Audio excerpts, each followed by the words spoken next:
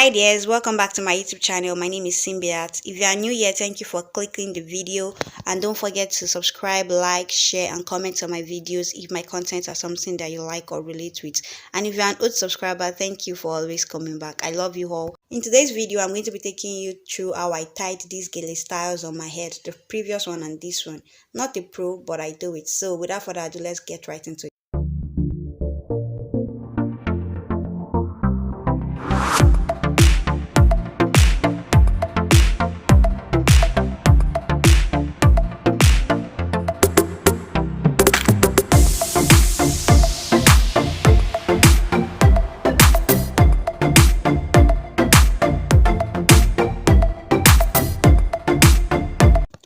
Alright, the fabric I used for this Gilly is Ashoke. It's common for all these Owambe parties, and it's a regular Owambe size Gilly. It's 72 inches long and 3 layers.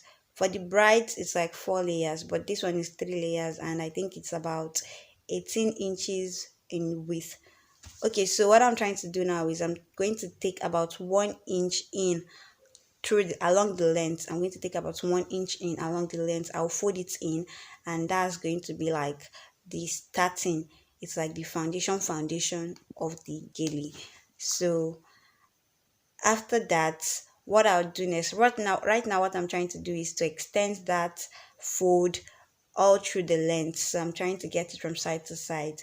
Okay, after that, I'm going to then take my measurement. For both styles, I used 50-50, and what I mean by 50-50 is half. I divided the Gilly length into half, like I folded it into half rather, to get where I'm going to be placing on my head. I'm tying the Gilly on my head, so this is just an easy way to tie Gillies on your head. By yourself. If you are going for an event and you don't have like your makeup artist ready, or you just don't want to spend that extra cash, these are Gilly styles that you can easily tie on your head by yourself. Okay, and even if you can't do it yourself, you can also get someone to help you, someone around to help you just by watching this video. It's very explanatory. Okay, now I'm trying to form the base plate, so you can see how I'm doing it. I'm using my thumb to hold it down and my index finger to pull it towards me to form the plate.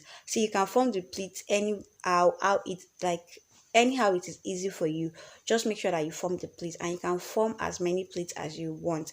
But for this video, I just did about 5 plates. So the initial fold is just one, and then on that I did about 4 more. So if you count, it's like 5. If I fold 4 times, then plus the base that I folded in, it's 5. It's also important to note that the pleats are supposed to be about equidistant from each other. They are not supposed to be lying on top of each other. They're supposed to be like about equidistant from each other, just a little space in between each plate.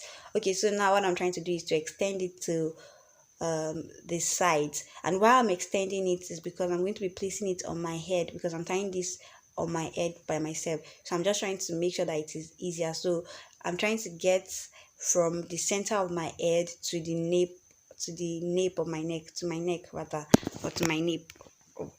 Yeah, to my nape. So that's what I'm trying to do. Now I'm going to change the end so that I can place it on my head. If I place it the way I pleated it, it's going to fall to the back. The pleats are going to be at the back of my head.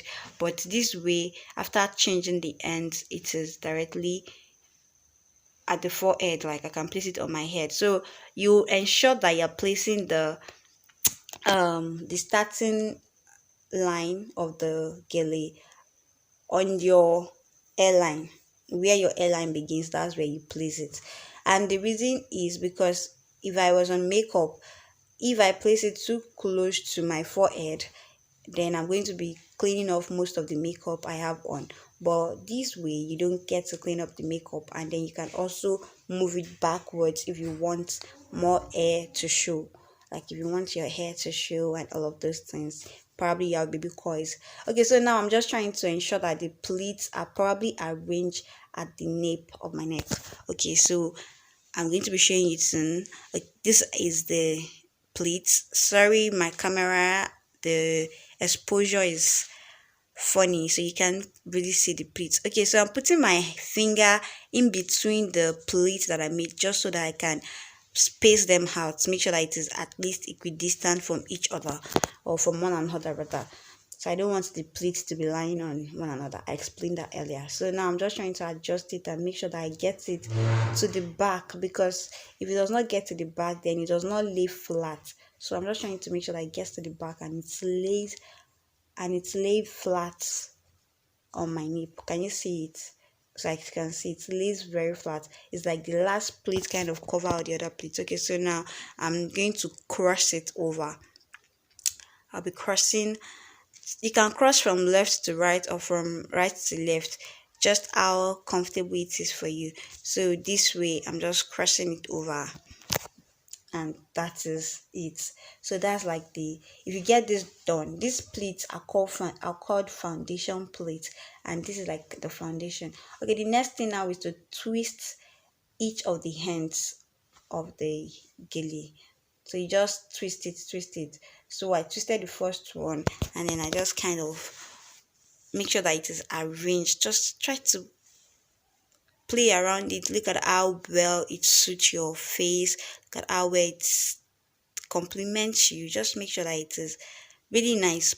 It is well placed on your head. Okay, so I did that and I placed it at the back. Initially, I had another style in mind, but I discovered that the gilly length wouldn't be enough. If I had like 90 90 inches long gilly, then you should have done the job, but this is 72, so I had to play around it, and then I came up with another style which is amazing, in fact. So just keep on watching. So I twisted the other hand as well, and then I then crossed both twists. I crossed it over each other. I kind of twisted the twist again. It's self-explanatory. I don't know if it makes sense the way I'm saying it. Just look at what I am doing. I think I should stop talking. Just look at what I'm doing and you're going to get it.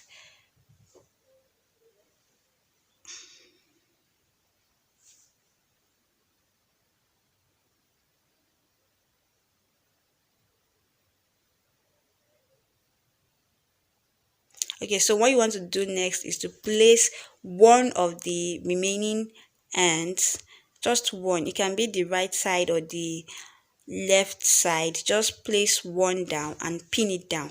So you just want to pin it down, and please be careful while pinning it down so that you don't prick yourself, you don't pierce yourself. So just be careful. I'm using the office pin to pin it down, and you have to be careful.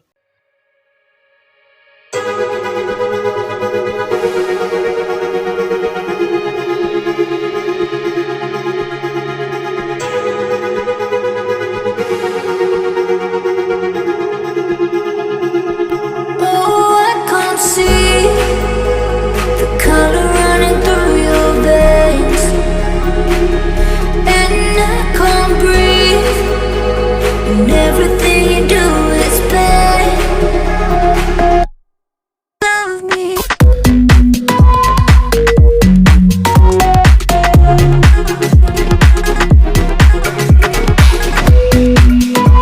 All right, after pinning, what you want to do with the second and the excess is to kind of fold it, so you make sure that you get the just look at what I'm doing, twist it such that it is facing outward, and then you pin one side down, pin it properly, pin it down properly. So just look at what I am doing.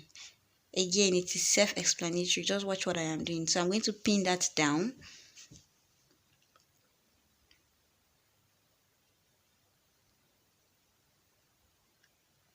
Actually, if you want to be more dramatic, you can actually just pin it down and leave it like this. And you know those kind of drama thing that you can be just dramatic like this. I think it really makes a whole lot of sense, even if I leave it like this. What do you guys think? Let me know in the comment section what you think about leaving it this way or finishing it up as I did.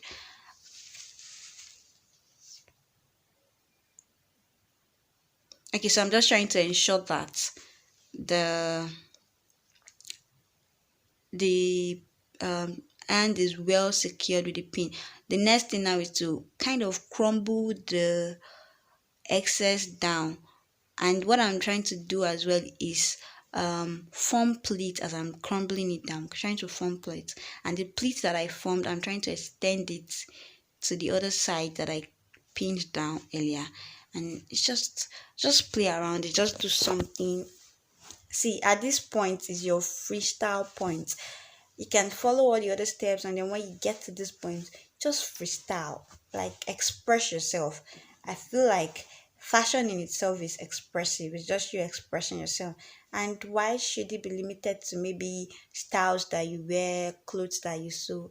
Gilly too should be as expressive as you. So just express yourself. And this is me expressing myself. And if you just want to go the same route I went through, why not? You know, it's meant for everybody, not just me. Okay, so what do you guys think about this style? Really, I would not say I totally have seen a style like this before, but I kind of got the inspiration from other styles that I've seen.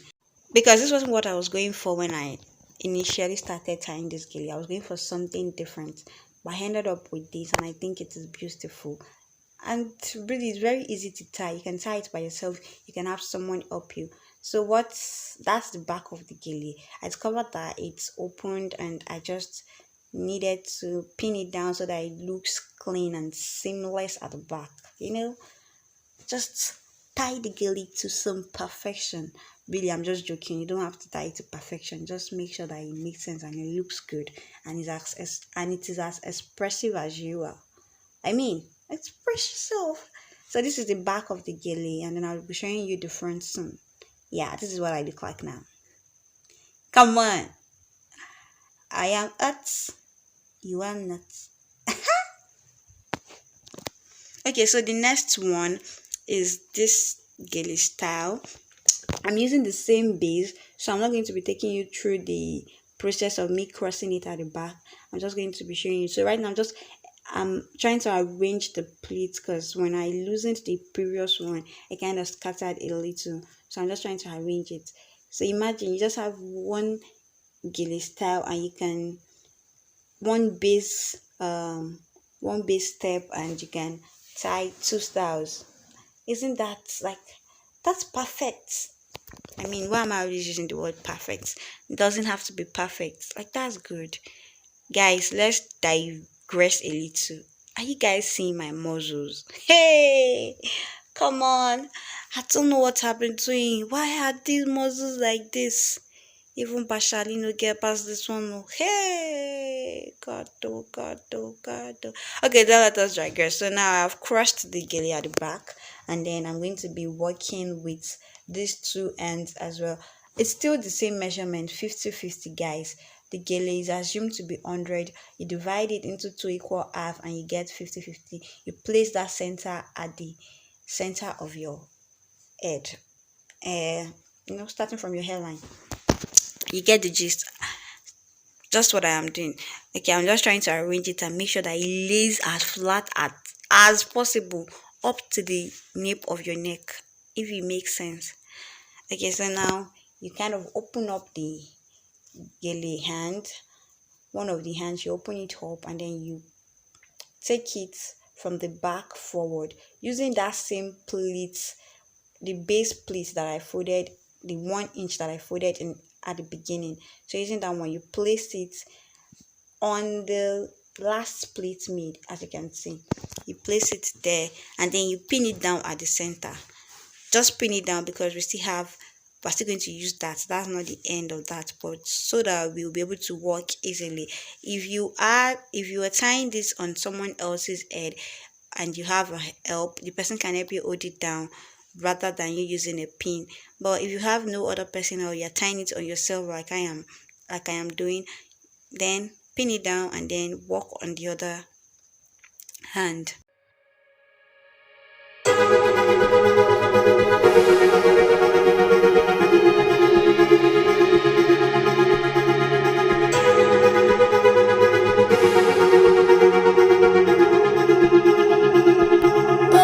So I'm doing the same thing to the other hand. I'm opening up the other hand. Guys, as you can see, this Gele tutorial that I am doing is in its real time. I did not um increase the speed at any point. It's just the real time. Okay, dears, if you've been enjoying the tutorial so far, please don't forget to subscribe to my channel and click on the notification bell below so that you can get notified as soon as I post my content. And also give this video a thumbs up, comment and share with your friends and family. Thank you. Okay, back to the video. I'm also bringing the other hand forward now with that base pleat as well. Just try to get it together. See what I am doing. If you were tying this on someone else, it would have been easier, but because you're tying on yourself, it's a little bit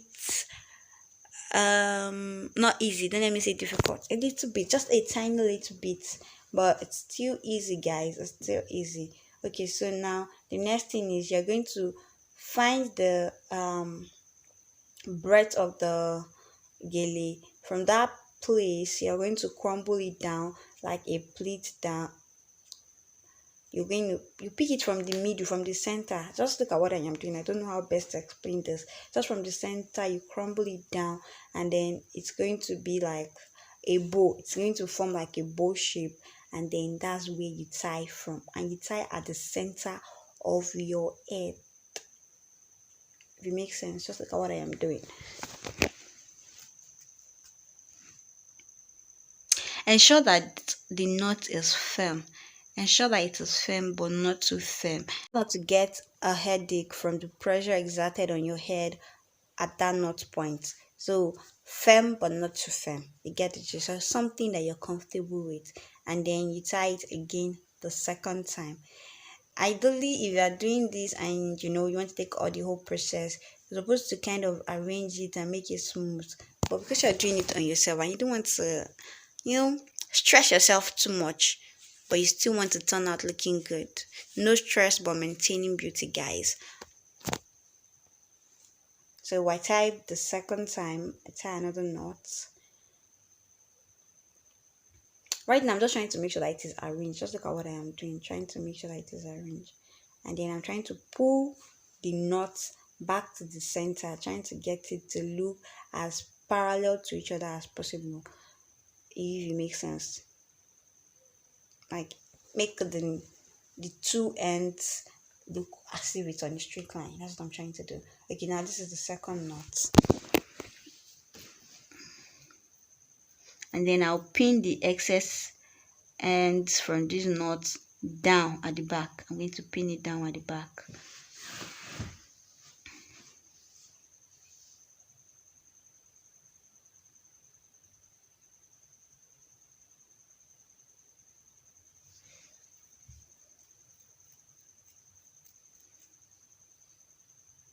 I am tired at this point. But really, it just took me about 10 minutes. Was it up to 10 minutes to tie this gele? Like, really.